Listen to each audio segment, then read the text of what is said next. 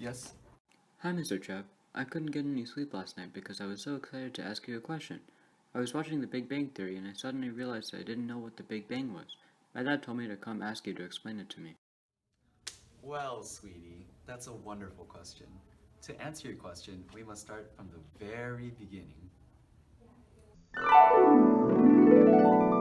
The Big Bang is actually a misnomer. At the beginning of our universe, there was not an explosion. Instead, everything that we know today existed in an extremely small point.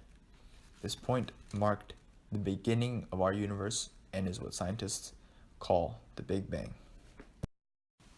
At around 10 to the negative 32 seconds old, the universe had energy in the form of subatomic particles. These subatomic particles are known as quarks and gluons.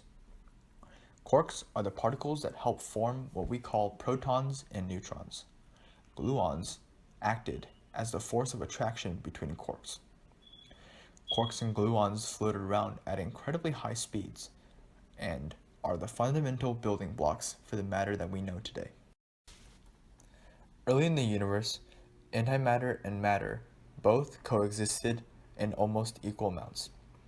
Antimatter versions of quarks and gluons existed and collided with their matter counterparts.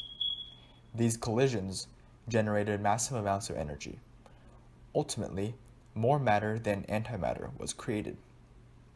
And at the end of collisions, there was more matter than antimatter.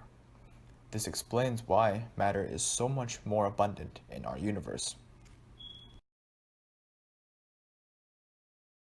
Wait, but why did your voice change? Oh, sorry, that's just my narration voice.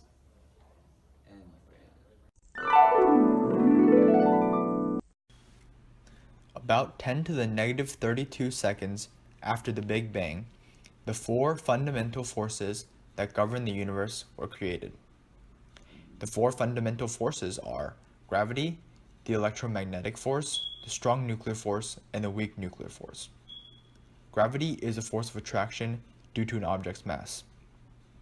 The electromagnetic force is a force of repulsion and attraction due to charged particles.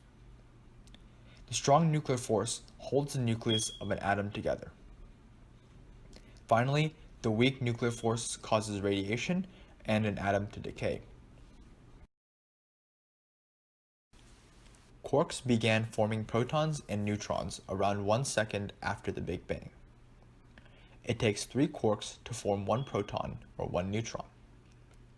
Using modern technology, quarks have never been found in isolation. After 200 seconds, the universe began to cool significantly, and the protons and neutrons formed hydrogen atoms. As more time passed, the universe got cooler, and other gaseous elements formed.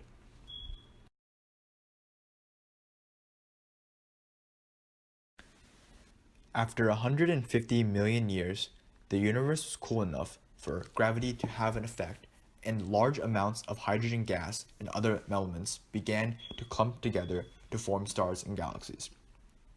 Eventually, billions of years after the Big Bang, the universe became what it is today. Nobody really knows what existed before the Big Bang, but we do know that it created everything in our universe. So does that answer your question? You bet it does. Thanks, Mr. Chubb. With this knowledge in my brain, there's nothing I can't do. There you are, young man. We've been looking for you for days. You're coming with us, young man. Help me, Mr. Chubb. Just like you said, there's nothing you can't do.